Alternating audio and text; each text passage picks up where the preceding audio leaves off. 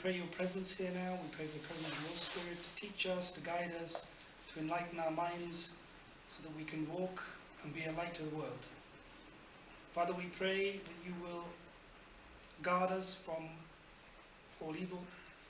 You will guard us from bad thoughts.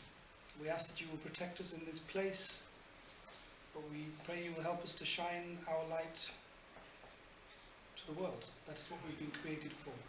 So we ask your presence here, Father, that we may accomplish the mission that you've set for us. We ask these things in the name of your Son, our Lord and Saviour, Jesus Christ. Amen. Amen. We're reading today's parasha is from Exodus 13, Exodus chapter 13, verse 17, to Exodus 17 to 16.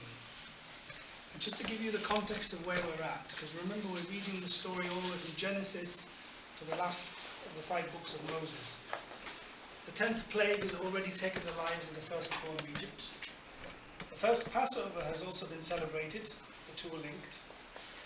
And now Pharaoh is commanding Israel to leave Egypt. In fact, the Egyptians can't be fast enough. They're in a hurry to get rid of Israel. They're such in a hurry, they said, we want you to leave, because if you don't, we will all die. And that was exactly what would have happened. And not only they're saying leave, they're also giving them lots of jewellery and goods and so on. Now, such was the haste with which Israel left, that they didn't even have time to leaven their bread. Hence we have the days of unleavened bread. That's how much of a rush they were in. Now we know that no uncircumcised person who's not given his life to the Lord can take the Passover, only the household of faith. And so it was in this original celebrations of Passover. We're also told that there's one law for the native born and one for the stranger. There's no separation, Jew, Gentile alike. There's one law. There's not 2 separate laws. So that's a very important thing for us to remember. There is no separation between Jew and Gentile. Even at the time of Israel, there was the mixed multitude that came out of Egypt with them. They kept exactly the same laws. They were part of Israel. And so we as Gentiles grafted into this Jewish olive tree are also Israel. Amen. There's no distinction. The same law applies. The same rights, same responsibilities. So going into, I'm just going to do a summary of Exodus 13 to 17 because I think there's a lot to read. Chapter 13 speaks of the celebration of the Feast of Unleavened Bread for a period of 7 days. And for 7 days they could not eat leaven. Now they probably didn't know what that symbolism meant at the time. But God said to them, it's a reminder of the haste in which you left. Whenever your son asks you, you're going to tell them it's because we left Egypt. And God always wanted them to remember this occasion when they left Egypt, because they left with a strong hand. And it was the Lord's strong hand that drove them out of Egypt. It wasn't Egypt that did it, it was God. And we know that today, under the new covenant, the leaven represents sin. So sin is no longer. We're told that God led Israel by way of the wilderness of the Red Sea, or the Sea of Reeds, and not through the land of the Philistines. And he led them as a pillar of fire during the night, and a pillar of cloud during the day, so that he was visibly present with them. They could see. Chapter 14 speaks of the Red Sea crossing, an impossible occurrence whereby God destroyed the enemy. Imagine 2.5 million people crossing the Red Sea. Scriptures say that the east wind blew all night and the land was completely dry by the time they had to cross. Chapter 15, we read the Song of Moses. The people singing praises to God. These are the same ones that said, why did you bring us out of Egypt? We were quite happy eating whatever we were eating. And now they're praising God. You see how we change? It's interesting in this particular song that, and I think this is one part that I wanted to read, that the fear of God suddenly enters the Palestina, Edom, Moab, and the people of Canaan. So all of these people, when they heard this miracle take place, they were trembling. They were trembling, thinking they'd never seen anything of this magnitude. They trembled. So I just want to read just this few verses from Exodus 15, verses 14 to 18. This is the Song of Moses. Verses 14. The people will hear and be afraid. Sorrow will take hold of the inhabitants of Palestina. Then the chiefs of Edom will be dismayed. The mighty men of Moab, trembling, will take hold of them. All the inhabitants of Canaan will melt away. Fear and dread will fall on them by the greatness of your arm. They will be as still as a stone, till your people pass over, O Lord, till the people pass over whom you have purchased. You will bring them in and plant them in the mountain of your inheritance, in the place, O Lord, which you have made for your own dwelling, the sanctuary, O Lord, which your hands have established. The Lord shall reign forever and ever. This was not meant just for Israel, but it was meant as an example to the nations. This was to put God's fear into their hearts. These people were pagans, they were worshipping idols, they were doing all sorts of abominable things which God hated. And remember that when Israel went into the promised land, these nations were thrown out. So they were afraid. They were afraid of what was going to happen next, because they could see that Israel was headed in their direction. In chapter 15 we also read that the bitter waters that they encountered in the wilderness were made sweet. They took this tree and it made the water sweet. And God promised at this stage, he said, I will bring none of the diseases that I have sent on the Egyptians. But it was conditional. He said, if you obey my commandments and keep my statutes, I will send none of the diseases. They had seen the diseases with which the Egyptians were afflicted. But he said, as long as you obey, you're not going to get any of those. And that, I think, you will see as a theme throughout this parasha is obedience. Chapter 16, we read the account of the manna from heaven. This occurred on the 15th day of the second month. Remember, they'd celebrated Passover on the 14th of the first month. And here God teaches, he uses the manna to teach them about the Sabbath day. Because on the 6th day, they would receive twice as much, so they wouldn't have to collect on the Sabbath. And it's interesting that Jesus himself called himself the bread from heaven. So here we see, in the form of manna, we see Jesus. Not only that, but we also see Jesus as the Lord of the Sabbath in the same teaching. We talked about the Sabbath, and God teaches them, don't go collect on the Sabbath day, because you won't find anything. And they didn't.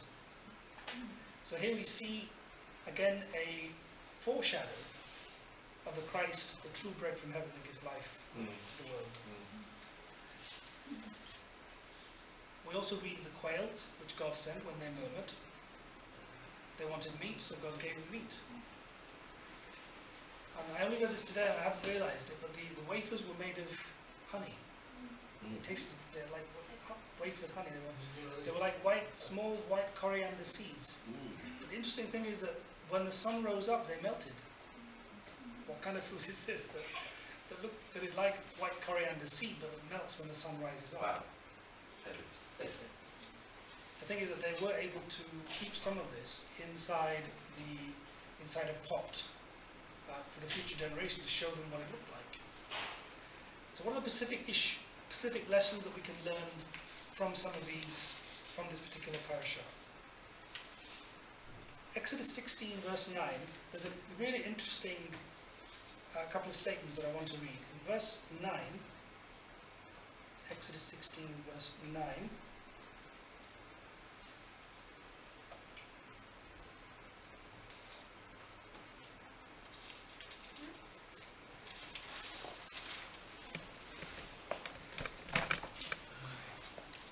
it's talking about the Feast of Unleavened Bread. It says here, it shall be as a sign to you on your hand, and as a memorial between your eyes, that the Lord's law may be in your mouth. For with a strong hand the Lord has brought you out of Egypt. You shall therefore keep this ordinance in its season from year to year. Further down in verse 16, which is part of this parasha, it also says the same thing when it comes to the law of the firstborn. Remember, the firstborn, both the animals and the human beings, was for the Lord. The animals were to be sacrificed, but the firstborn children were to be redeemed. God again says, "It shall be as a sign on your hand, and as frontlets between your eyes, for by strength of hand the Lord brought us out of Egypt." There is this connection between something about keeping this sign on your hand and on your frontlets between your eyes, and the Lord bringing Egypt out by the strength of his hand. So, what is it all talking about? Can anybody remember where in the New Testament there is a reference to the hand and the forehead? In the book of Revelation. Yeah. The mark of the beast. Yeah. But this is about the mark of God. We just go to Ezekiel chapter 9 verses 4 to 6. Because here it gives us a bit of context. Because again we also see this particular sign being mentioned. Ezekiel chapter 9 verses 4 to 6. "And the Lord said to him," this is Ezekiel, "Go through the midst of the city, through the midst of Jerusalem, and put a mark on the foreheads of the men who sigh and cry over all the abominations that are done within it." To the others he said in my hearing, "Go after him through the city and kill. Do not let your eyes spare, nor have any pity. Utterly slay old and young men, maidens, and little children and women, but do not come near anyone on whom is the mark, and begin at my sanctuary." So they began with the elders who were before the temple.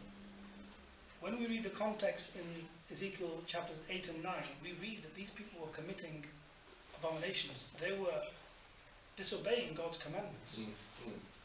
Some people say, well, they didn't know, but the fact is that they were committing abomination with which God was not pleased. So what's the connection? Let's say start with God's sanctuary. So the slaying by this command was to be done to God's people first, the sanctuary. So God starts with his sanctuary. Okay? So what's the meaning of the sign on your hand, on your forehead? Well, it seems to be saying that we must be ever vigilant to keep God's laws at the forefront of our minds and ensure that our actions are done in obedience to his laws. That is the fundamental issue here. So when God puts a mark on you, it's your identity. He's identifying you as his. Just as those people who receive the mark of the beast are also identifying with the beast. His philosophy, his ideas, his approach. Now I don't know whether there's going to be a physical mark as well, but certainly if we look at the context of what the Old Testament, the Tanakh, is telling us, and we tie it with the New Testament in the book of Revelation, this is talking about what's in our hearts, what's in our minds, what's in our foreheads. It's at the forefront, not at the back. It's at the forefront. He doesn't tie. The Jewish priests or a lot of the Jewish people today tie these boxes, which contain the commandments on their foreheads and some also on their hands.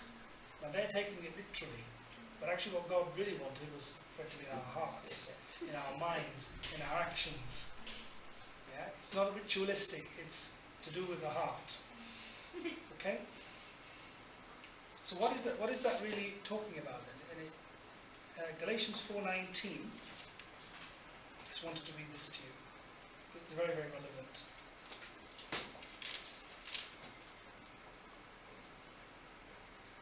"My little children, for whom I labour in birth again, until Christ is formed in you." What is the purpose of keeping God's law at the forefront of your mind and also in your actions? Is that Christ is being formed in us. That's how God forms Christ in us. He is, just as we are born, as we're told in the scriptures, as we've borne the image of the first Adam, so we are to bear the image of the second Adam, which is Christ. Christ is not formed in us overnight. There is a work to do. It takes a lifetime to get there. The second point was, I've kind of partly raised it, is that Jesus is the bread that came down from heaven. He's also the Lord of the Sabbath. So we honour him by resting from all our activities and spending the next 24 hours in fellowship with him. And again, the two things tie in, because putting the law at the forefront of our hearts. Again, There are people that are teaching that the law and the Torah are done away. But this is the exact opposite that we're seeing in every nook and cranny of the scriptures. So they're lying to us. They're lying. They're liars. They're liars. God's commandments are meant to be a blessing. They're meant to draw us closer to Him and to form Christ in us. Amen. Yes. You know, we're told Christ in us, the hope of glory. Yeah. So, the commandments of God are meant to be a blessing, not a curse. Whoever teaches against Torah, what are they doing? They want to pronounce a curse on you. The curse of the law. Not that the law is a curse, but they want to bring the curses that the law said would come if we didn't obey it. But they like to twist it and say, well, the law is a curse. It's been nailed to the cross. That's a lie. The only other point I had was that the blood on the doorpost as well was also a mark, an identification of God's people with Him. So when the angel passed over, he saw who belonged to Him. Yes. But he also saw who didn't. Okay, so again, this particular parasha seems to be very much focused on marks and signs identification and how we achieve that identification, how we achieve that relationship. The Haftarah portion is Judges 4, chapter 4, verse 4 to chapter 5, 31. I'm not going to read it all, but I'm just going to... This is the story of Deborah the prophetess, great woman of God, and the story of how she received a command from the Lord to give to Barak to go and take on the army of Jabin, king of Canaan. Remember that Israel had sinned. God had sent Jabin, king of Canaan, against the Israelites. They've been oppressed for years. They cried out, again the same cycle over and over, and God sent a word to this lady. What does Barak say? Only if you hold my hand, I'll go. I won't go by myself. This, unfortunately, is the state that men, we were talking about men and women before, this is what happens when they're spiritually weak. They become cowards. They don't want to face the world. They don't want to even when God says it, they don't want to face it. They don't have the courage. So what happens? God raises the women and says, hold his hand, take him into battle, let's sort it out. And she even says to Barak, there'll be no glory in it for you, for the Lord will sell Sisera, that was Jabin's general, into the hand of a woman. Now we know that in dire times the women often have greater faith and courage than the men. And as I've said, it's often a sign of the spiritual state of the men within the nation. We also know that Jael, Heber's wife, finished off the job with Sisera. You remember the story in the tent when she finished him off. So really the focus of this parasha is we are God's people. Amen. God's laws, His Torah, His commandments, His statutes are to be at the forefront of our minds. No matter what we do, no matter what actions we take, whatever thoughts, whatever area of our lives it may be, whether it's our work, our family, it's government, whatever it is, it's His law that's the forefront of our minds, because this is really the conclusion of this, is that when His laws are at the forefront of our minds and we're obedient, then this, you know, with this scripture, I'm going to read this because I think this will put it in context.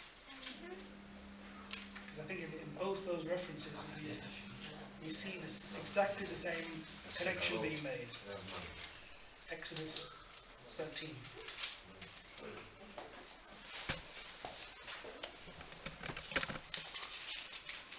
Memorial between your eyes, that the Lord's law may be in your mouth. For with a strong hand the Lord has brought you out of Egypt.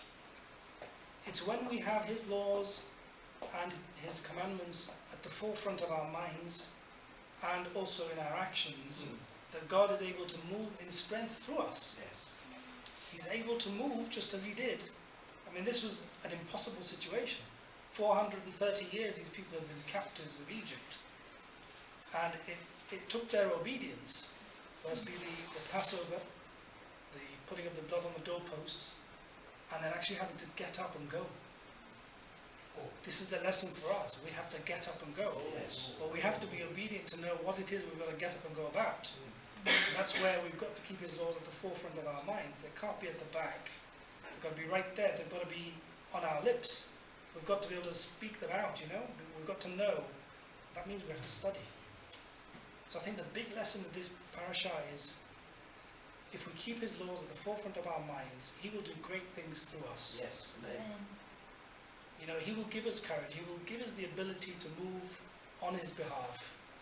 You know, and this is why it's so important that we read the Torah for ourselves. This is just a small kind of encouragement, but really the real strength of this individually for us will come when we actually read this for ourselves, we meditate on it, we pray and ask the Lord for understanding, because when it becomes personal, it becomes ours. Yes. Because this is the personal faith, you know, and we've got to move in personal faith. So that's my kind of thoughts. Thank you. Yeah. Saying grace.